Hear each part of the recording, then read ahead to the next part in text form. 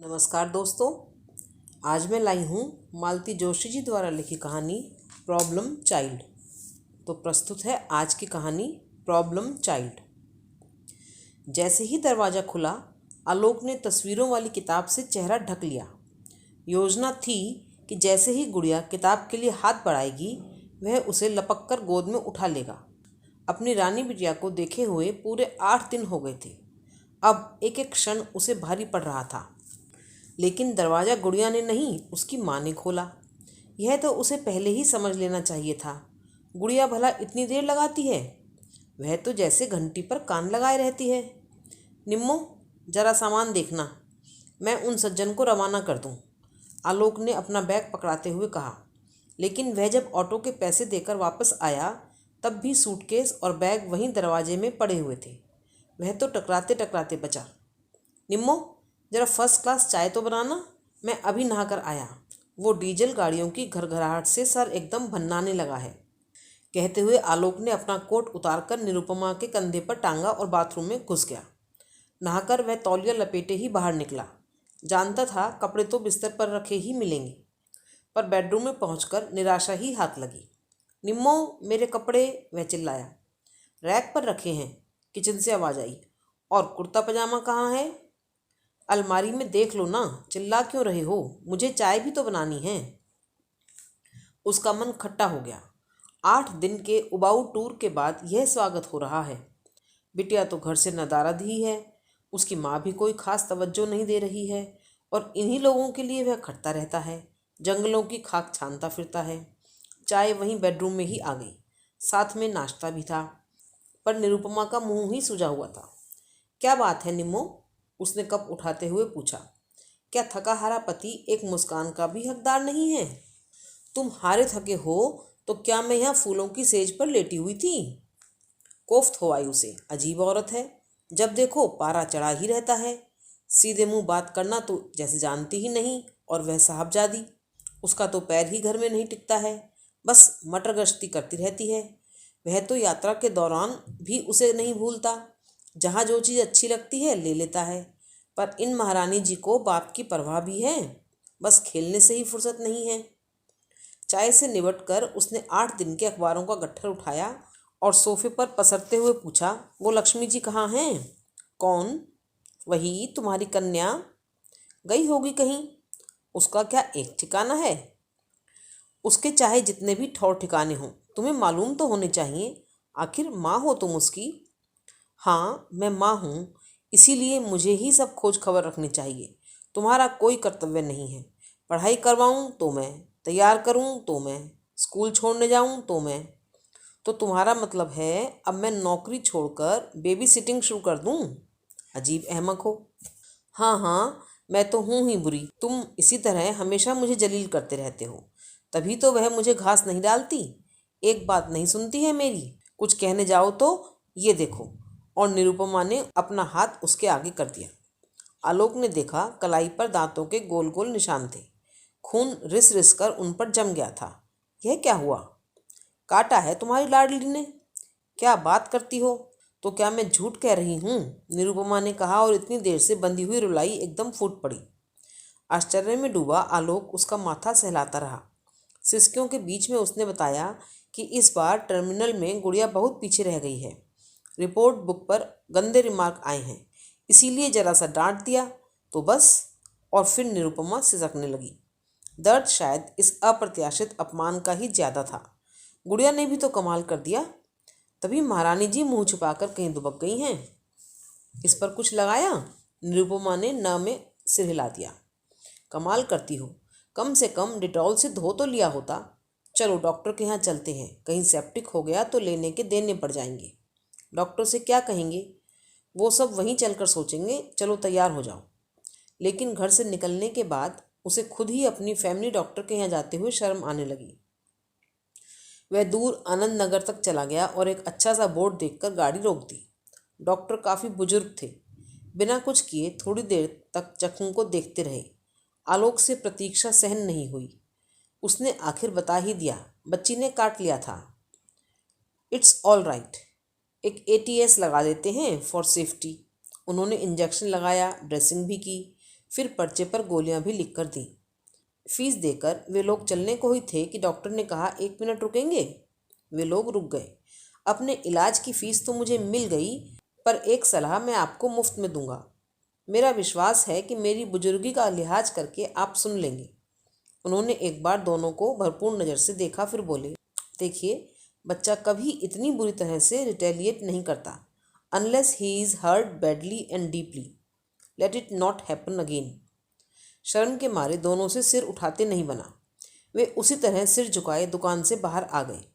धन्यवाद कहने तक का उनमें हौसला न रहा। पूरे रास्ते दोनों खामोश बने रहे। घर में पाँव देते ही निरुपमा ने अपना गुबार उतारा। अच्छे डॉक्टर के यहाँ ले गए तुम मुझे। बसंती आकर लौट गई है, अब बैठकर बर्तन घिसने होंगे। कोई ज़रूरत नहीं है, दूसरे निकाल लो या फिर मैं अभी होटल से ले आता हूँ। ज़रूर ले आओ, पैसे पेड़ पर ही तो फलते हैं। 50 रुपये उस बुढ़ऊ ने झटक लिए। हर बार पैसे की बात क्यों ले आती हो? मैं तो तुम्हारा ख्याल करके ही कह रहा था, हाथ में वैसे ही तकलीफ है। पति की व्यग्रता देखकर निरुपमा भी तरल हो आई। अरे ऐसा बनाना ही क्या है, तुम्हारे लिए 4 फुलके उतार लूँगी बस। सुबह का खाना सारा वैसा ही पड़ा है। क्यों? कहते हुए आलोक ने पहली बार डाइनिंग टेबल की ओर देखा। सचमुच खाना सब वैसा ही रखा हुआ था। 2 परसी हुई थालियाँ भी ज्यों की त्यों रखी हुई थीं। उसने पास जाकर देखा, गोभी आलू की सब्जी, टमाटर की चटनी, मटर पुलाव और नमकीन पूरियाँ। वाह, यह तो गुड़िया की फरमाइशी डिशेस थीं। पापा टूर पर होते हैं तो खाना गुड़िया की पसंद का ही बनता है, और ऐसा मनपसंद खाना अनछुआ कैसे रह गया? क्या लड़की दोपहर से ही गायब है? निरुपमा, वह गुर्राया। गुस्से में होता है तो पूरा नाम लेकर ही बुलाता है। निरुपमा ने सशंक नेत्रों से उसकी ओर देखा। तुम्हें सिर्फ बसंती की पड़ी है, जरा अपनी लाडली के बारे में भी तो सोचो। ऐसा तो नहीं कि हमारे पीछे आई हो और ताला देखकर लौट गई हो। देखती हूँ, शायद पड़ोस में बैठी हो। नहीं, पड़ोस में होती तो मुझे देखकर दौड़ी चली आती। मैं जरा सामने वाले ब्लॉक तक पूछ आता हूँ। पर उप्पल के यहाँ मत जाना। कल को मिसेज उप्पल सब और कहती फिरेंगी कि इन्हें अपनी बच्ची का भी होश नहीं है। कहने को तो वे यह भी कह सकती हैं कि लड़की सारा शाम हमारे यहाँ बैठी रही और कोई पूछने भी नहीं आया। तुम भी पता नहीं किस किस बात का प्रेस्टीज इशू बना लेती हो। अच्छा, तुम अब भाषण तो दो मत। मैं पड़ोस के विशु को भेज रही हूँ। वैसे भी बच्चे इतनी देर बाहर खेलते अच्छे नहीं लगते। दिया बाती से पहले घर आ जाना चाहिए। ये भाषण भी अपनी लाडली को ही सुनाना। मुझे तो वह कुछ गिनती ही नहीं। आलोक फिर चुप हो गया। कुछ देर तक घर में सन्नाटा सा छा गया। केवल किचन से खटर पटर की आवाज़ें आती रहीं। उन्हीं की ताल पर आलोक सोचता रहा, पता नहीं कहाँ क्या कमी रह जाती है कि गुड़िया धीरे धीरे एक प्रॉब्लम चाइल्ड बनती जा रही है। और गुड़िया ही क्यों, उसके भाइयों के, बहन के सभी बच्चे इसी तरह समस्या बनते जा रहे हैं। बड़ी माँ तो अक्सर कहती भी हैं, धन्य हो तुम लोग और तुम्हारे ये बच्चे। हमारे अगर ऐसे होते तो हम तो सचमुच पागल हो जाते। एक एक दो दो हैं तो निभ भी रहा है। उसे अपना बचपन याद हो आया। सच, कितने बच्चे थे घर में। माँ के 5, बड़ी माँ के 7। बुआ लोग आती तो उनके भी जुड़ जाते, पर कहीं कोई बवाल नहीं होता था। माँ बड़ी लड़कियों को साथ लेकर खाना बना देती। बड़ी माँ सबको अपने सामने गोलाकार पंक्ति में बिठाकर खिला देती। तीज त्योहार छोड़कर रोज़ तो वही मेन्यू रहता, दाल भात, सब्जी रोटी, अचार की एक आध फाँक साथ में। नाश्ते का तो कोई झंझट ही नहीं था। सुबह का स्कूल हुआ तो रात की रोटी दूध में मीड़ कर खा ली। दोपहर का स्कूल हुआ तो स्कूल से लौटकर सुबह की सब्जी रोटी खा ली। माँ को फुर्सत हुई तो उसी रोटी को तवे पर घी डालकर करारा सेक देती थी। कपड़े साल में 2 बार बनते थे या फिर किसी की शादी पर। फालतू लाड़ दुलार के लिए ना किसी के पास समय था, ना वैसा रिवाज ही था। फिर भी कभी किसी बच्चे ने माँ को इस बुरी तरह से काटा हो, ऐसा नहीं सुना गया। काटना तो बहुत दूर की बात है, बड़ों के सामने ऊंची आवाज़ में बोलने तक का ताव न था। अब तो इतनी सुख सुविधा है, इसके बावजूद भी सब कुछ जैसे उलट पुलट हो गया है। घड़ी ने 7 बजाए तो उसने आदत के अनुसार प्रादेशिक समाचारों के लिए रेडियो खोला, फिर तुरंत ही बंद कर दिया। एक बार टीवी लगाकर देखा पर मज़ा नहीं आया। वह उठकर चहलकदमी करने लगा। तभी एहसास हुआ कि घर में एकदम सन्नाटा है। अब तो किचन से भी आवाज़ें नहीं आ रही थीं, पर हाँ, कहीं से दबी दबी सी सिसकियाँ सुनाई दे रही थीं। उसने पर्दा हटाकर देखा। डाइनिंग टेबल का नज़ारा बदला हुआ था। सुबह की थालियां उठ गई थीं, खाना नए सिरे से लगा दिया गया था और सजी संवरी मेज पर सिर रखकर निरुपमा सिसक रही थी। निम्मो, उसने अपनी पत्नी के बालों में प्यार से हाथ फेरते हुए पुकारा। कितनी ललक से मैंने दोपहर का खाना बनाया था, उसने सुबकते हुए कहा, पर लड़की ने एक कौर भी मुंह में नहीं लिया। सुबह दूध के साथ 2 बिस्किट खाए थे, उसी पर चल रही है। पता नहीं स्कूल में टिफ़िन भी खाया था या नहीं। हफ्ते में 3 दिन तो अनछुआ ही वापस आ जाता है। इन्हें खाने की भी सुध नहीं रहती। आलोक को इस बात पर गुस्सा आया कि इन्हें सिर्फ गुड़िया का रिपोर्ट कार्ड देखने की जल्दी थी। टिफ़िन से इनका कोई मतलब नहीं था, लेकिन वह जब्त कर गया। निरुपमा को और रुलाने का उसका मन नहीं था। एक कुर्सी खींचकर वह उसके पास बैठ गया और मुलायम स्वर में बोला, निम्मो, मुझे सच सच बताओ कि क्या हुआ था। बताया तो था। नहीं, पूरा सच बताओ। वह कोई पागल नहीं है कि ऐसे काटेगी। कुछ तो हुआ होगा। मैंने उसकी थाली खींच ली थी। क्यों? वह मेरा मुंह चिढ़ा रही थी। क्या बात करती हो, वह भला ऐसा क्यों करेगी? डांट दिया था ना मैंने। पर क्यों? उसका रिपोर्ट कार्ड देखो, तब पता चलेगा। तब तुम भी अपने को रोक नहीं पाओगे। पर यह काम खाने के बाद भी तो किया जा सकता था ना। खाने के बाद वह रुकती है घर में? 1 मिनट को तो उसका पाँव घर में ठहरता नहीं है। स्कूल का काम ही मैं कैसे करवाती हूँ, यह बस मेरा भगवान ही जानता है। वह घर से इस तरह भागी भागी क्यों फिरती है जानती हो? तुम्हारा 8 पहर का टोकना उसे रास नहीं आता। चिढ़ जाती है वह। मुझे कोई शौक है चिल्लाने का? और कौन से माँ बाप हैं जो बच्चों को नहीं डांटते? कभी कभार घर में रहा करो तो पता चलेगा कि कितना सिर खपाना पड़ता है। तुम अपनी महत्वाकांक्षाओं में थोड़ी ढील दे दो तो सारी मुश्किलें आसान हो जाएंगी। पर यह बात तुम्हारी समझ में आती ही नहीं है। भाई, बच्चा भी तो अपने सामर्थ्य के अनुसार ही पढ़ेगा। बुद्धि कोई ऊपर से तो थोपी नहीं जाती। आखिर विद्या बुद्धि भी तो उसने हमसे ही विरासत में पाई है। तुम्हारी तो मैं नहीं जानता, पर मैं तो कभी टॉपर नहीं रहा। हमेशा सेकंड डिवीज़न में ही पास होता रहा हूँ। लेकिन तुम्हें हमें इतना अच्छा स्कूल भी तो नहीं मिला। ना हमारे ज़माने में ऐसे स्कूल थे, ना हमारे माँ बाप के पास इतना पैसा था। इनके भाग्य से सब जुट गया है तो इन्हें कदर नहीं है। सच कहती हूँ, हर महीने फीस जमा कराते हुए कलेजे में आग लग जाती है। लूटते हैं बस। महंगे स्कूल में पढ़ने की जिद उसने तो नहीं की थी निम्मो। यह तो हमारा हठ था, हमारा शौक है। हमें जो नहीं मिला वह हम अपने बच्चों को देना चाहते हैं। अपनी अतृप्त आकांक्षाओं का बोझ हम अपनी बच्ची। अब तुमने फिर भाषणबाजी शुरू कर दी। अच्छा, रहने दो। पर सीधी सादी भाषा में एक बात कहूँ, स्कूल कितना भी महंगा हो, क्लास के सब बच्चे तो फर्स्ट नहीं आ सकते। फर्स्ट तो एक ही आएगा। फर्स्ट ना सही पर 35th, ये भी कोई रैंक होती है? छी, मुझे तो किसी को बताते हुए भी शर्म आएगी। तो तुम्हारा गुस्सा शायद इसीलिए है कि अब तुम्हें अपनी सहेलियों के सामने नीचा देखना पड़ेगा। उनकी तरह तुम डींग नहीं हाँक सकोगी। जरूर तुमने कपूर के बीवी का या मेहता की सुमन का जिक्र किया होगा, तभी तो वह इतनी चिढ़ गई होगी।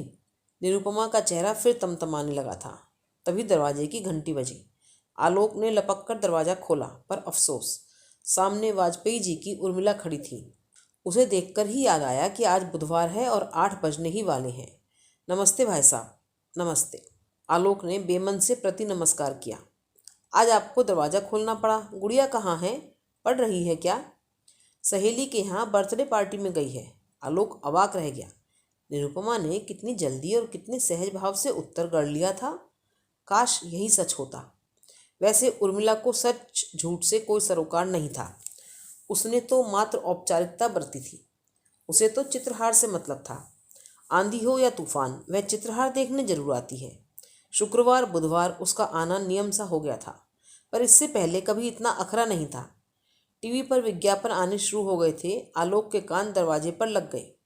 कहीं भी खेलती रहे लड़की, विज्ञापन के समय उसका घर में आना निश्चित था।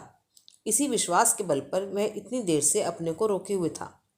उसकी प्रतीक्षा करते हुए वह मन ही मन अपना पाठ दोहरा रहा था। क्या करेगा वह? पहले डांटेगा या प्यार करेगा? पहली डांट रिजल्ट के लिए होगी या बदतमीजी के लिए?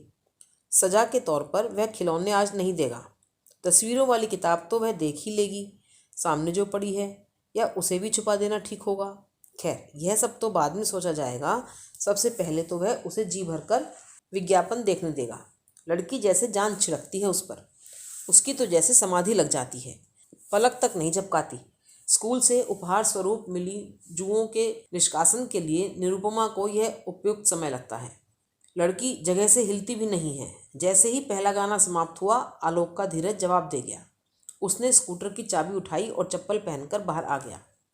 निरुपमा भी उसके पीछे भागी भागी आई। कहाँ जा रहे हो? कहीं तो जाना पड़ेगा। तुम्हारा विशु तो अभी तक कोई समाचार नहीं लाया। मैं देखती हूँ जाकर कि वह गया भी था कहीं या नहीं। रहने दो, अब तो मैं जा रहा हूँ। बस अब तुम घर बैठकर यही मनाओ कि वह कॉलोनी में ही किसी के घर बैठी हो। कहीं सड़क पर निकल गई होगी तो भगवान ही मालिक है। कैसा तो ट्रैफिक रहता है वहाँ। प्लीज़, निरुपमा ने उसके मुंह पर हाथ रख दिया। अब कुछ उल्टा सीधा तो मत बोलो। दिमाग वैसे ही खराब हो रहा है। तुम्हारे दिमाग के बारे में तो अब मुझे भी कोई शक नहीं रह गया है। लड़की कैसी मनः स्थिति में बाहर गई है, इसका भी तुम्हें होश नहीं है। मुंह फुलाकर घर में बैठी रही। निरुपमा को सुबकता हुआ छोड़कर उसने स्कूटर स्टार्ट कर दिया। पहले तो पार्क तक छोटा सा चक्कर लगाकर देख लिया। शायद डर के मारे कहीं दुबकी बैठी हो, पर वहाँ एकदम सन्नाटा था। फिर उसने परिचितों के, गुड़िया के दोस्तों के दरवाजे खटखटाना शुरू किए। 4-5 लोगों का चित्रहार खराब करने के बाद एक जगह सुराग मिला। वर्मा जी की पिंकी ने बताया, हमसे तो अंकल आज वह कुट्टी हो गई थी। पार्क में भी पूनम के साथ खेलती रही। पूनम कौन? कहाँ रहती है? उसने अधीर होकर पूछा। वो उधर बड़ा सा पीला मकान है ना, गुलमोहर का पेड़ भी है। पिंकी अता पता बताने की कोशिश करने लगी तो वर्मा जी ने मदद की। अरे Chaturvedi advocate, Veena nursing home के सामने। थैंक यू सर, मैं समझ गया। And sorry to disturb you. पर वो क्या है कि पार्क से अब तक घर नहीं लौटी तो चिंता तो हो ही जाती है, बट नेचुरल, उन्होंने कहा। उन्हें फिर एक बार धन्यवाद देकर वह सड़क पर आ गया। लोगों को धन्यवाद दे देकर और सॉरी टू डिस्टर्ब यू कहकर उसकी जुबान दुखाई थी। अब चतुर्वेदी जी के यहाँ जाकर फिर वही सब दोहराना पड़ेगा।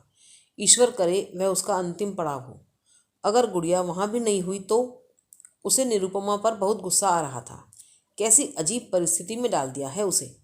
खुद तो घर बैठी बिसुर रही है, लोगों की सवालिया निगाहें झेलनी पड़ रही हैं आलोक को। चतुर्वेदी जी का घर ढूंढना मुश्किल नहीं था। आते जाते कई बार बोर्ड देखा था। उनके घर के सामने पहुंचकर उसने एक गहरी सांस भरी। अब तक जहां भी गया था वे चेहरे जाने पहचाने थे, पर नई जगह जाकर क्या कहेगा, कैसे अपना परिचय देगा? जी, मैं गुड़िया का नहीं, गुड़िया कहने से तो वह नाराज़ होती है। बच्चे बाद में चिढ़ाते जो हैं। तो मैं कहूँगा कि मैं मोनिका का पिता हूँ, आलोक शर्मा। दरअसल हमें अभी पता चला है कि आपकी बेबी के साथ मेरी बेटी पार्क में खेल रही थी। क्या वह उसके साथ यहाँ आई है? क्या आप बता सकते हैं वह कहाँ गई है? अपने संवादों की मन ही मन रिहर्सल करते हुए उसने धीरे से गेट खोला। इसके बाद उसे कुछ सोचना ही नहीं पड़ा। 2 नन्हे नन्हे हाथों ने उसे भींच लिया। उसने लपक कर उसे गोद में उठा लिया। गुड़िया ही थी वह। उसके स्कूटर की आवाज़ पहचान कर दौड़ी चली आई थी। उसने देखा वह स्कूल यूनिफॉर्म में ही थी। आलोक समझ गया, पहली झड़प तो इसी बात पर हुई होगी। स्कूल से लौटते हुए भूख से बेहाल हो जाती है लड़की। कपड़े बदलना, जूता बस्ते ठिकाने पर रखना, हाथ मुंह धोना, सब उसे पहाड़ सा लगने लगता है। पर निरुपमा कभी रियायत नहीं देती। फिर कभी कभी वह भी जिद पर आ जाती है। माँ की लड़की जो ठहरी।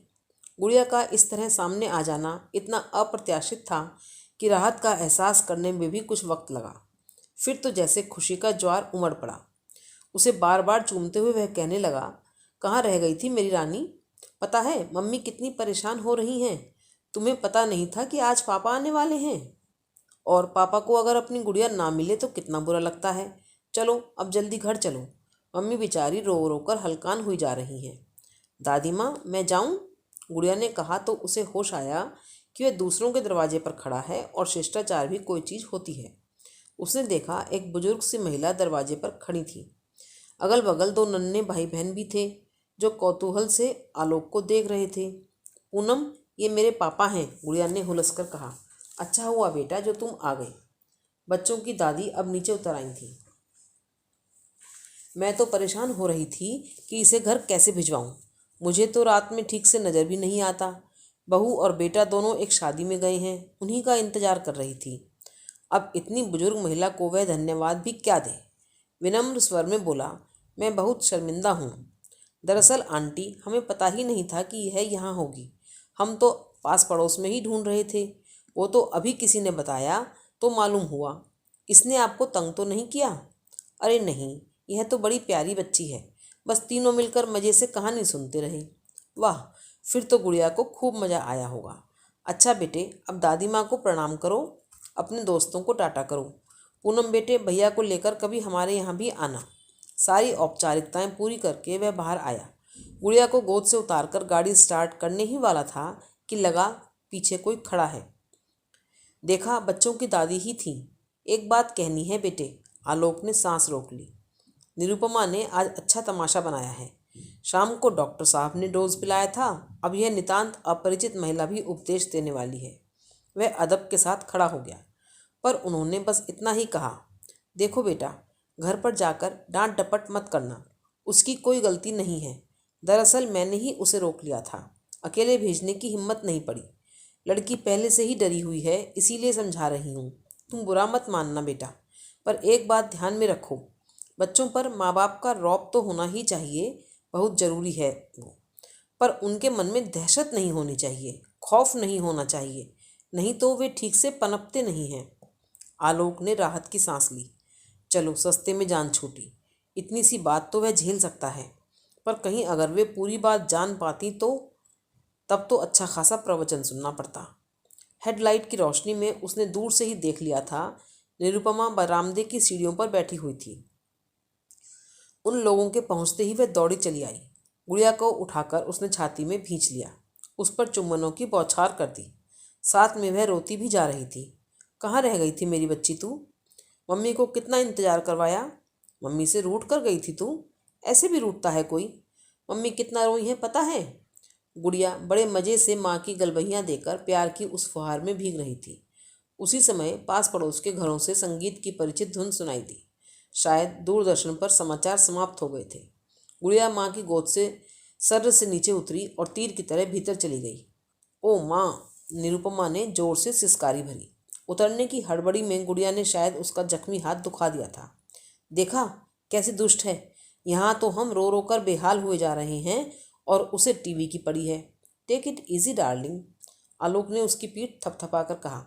सच तो यह था कि वह बेहद थक गया था, अब और नाटक झेलने की ताकत उसमें नहीं थी। गुड़िया टीवी के सामने आसन लगाकर बैठ गई थी।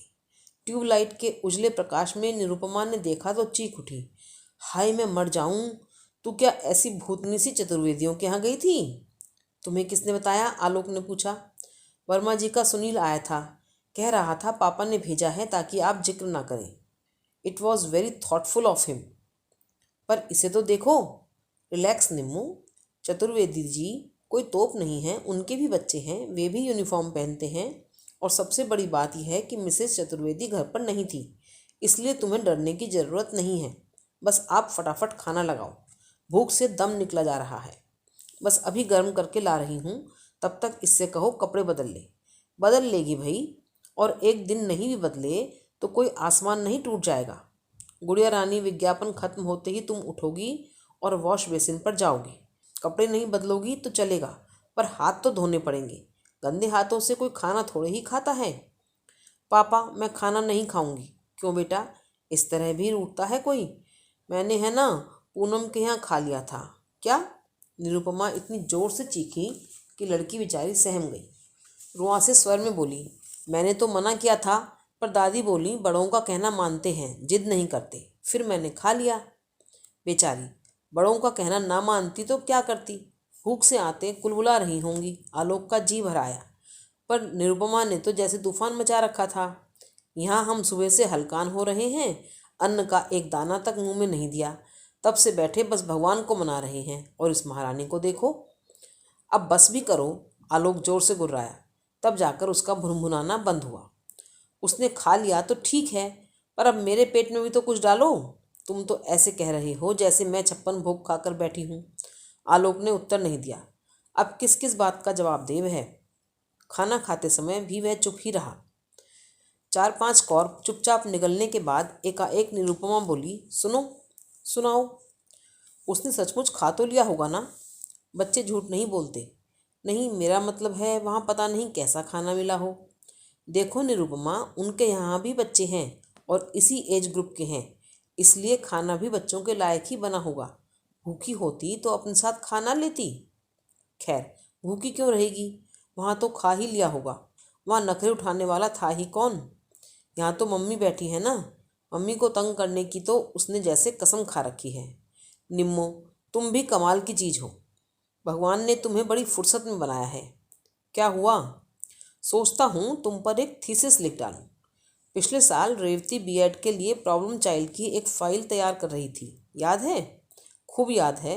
तुमने कहा था कि एक प्रॉब्लम चाइल्ड तो अपने घर में ही मौजूद है।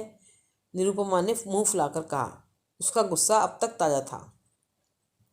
अरे वह तो यूं ही मजाक किया था, पर अब एक बात सीरियसली सोच रहा हूँ कि प्रॉब्लमेटिक मदर्स पर रिसर्च कर डालूं। सच, तुमसे अच्छा नमूना तो मिल ही नहीं सकता। निरुपमा ने आंखें तरेर कर उसकी ओर देखा। वह उसी तरह शरारती मुस्कान फेंकता हुआ हाथ धोने चला गया।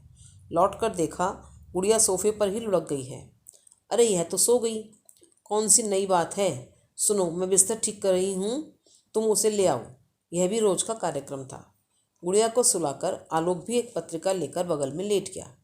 निरुपमा ने धीरे से गुड़िया के बालों से क्लिप निकाले, हौले से जूते और मोजे उतारे, फिर बड़ी तरकीब से दिन भर के बासी और मुचड़ा हुआ यूनिफॉर्म उतारा। गुड़िया नींद में कुनमुनाती रही, फिर सो गई। उसके बाद निरुपमा क्रीम ले आई और गुड़िया के चेहरे पर हाथ पैरों पर मलती रही। फिर उंगलियों के पौरों को तेल में डुबोकर वह उसके बाल सहलाती रही। सारा कार्यक्रम हो जाने के बाद उसने धीरे से उसका माथा चूम लिया। आलोक को पता ही नहीं चला कि पत्रिका कब उसके हाथ से फिसल गई। वह तो मंत्रमुग्ध की तरह माँ बेटी को देखे जा रहा था। निम्मो, उसने भावुक होकर कहा, इस प्यार का चौथा हिस्सा भी तुम इसे जागते में दे सकोगी तो इसकी काया पलट कर दोगी। तुम्हें खुद विश्वास नहीं आएगा कि यही तुम्हारी गुड़िया है जो रात दिन तुम्हें तंग किए रहती थी। निरुपमा ने एक बार पति की ओर देखा और सपाट स्वर में बोली, वो प्यार व्यार तो ठीक है, पर होमवर्क का तो आज कुंडा ही हो गया ना। सुबह देखो, स्कूल जाते समय कैसा महाभारत मचेगा, और कल नहीं गई तो मुझे झक मारकर अड़ोस पड़ोस में कॉपी मांगने जाना पड़ेगा, नहीं तो परसों का होमवर्क भी गोल हो जाएगा। आलोक सिर पकड़कर बैठ गया था। अभी आप सुन रहे थे मालती जोशी द्वारा लिखी कहानी प्रॉब्लम चाइल्ड।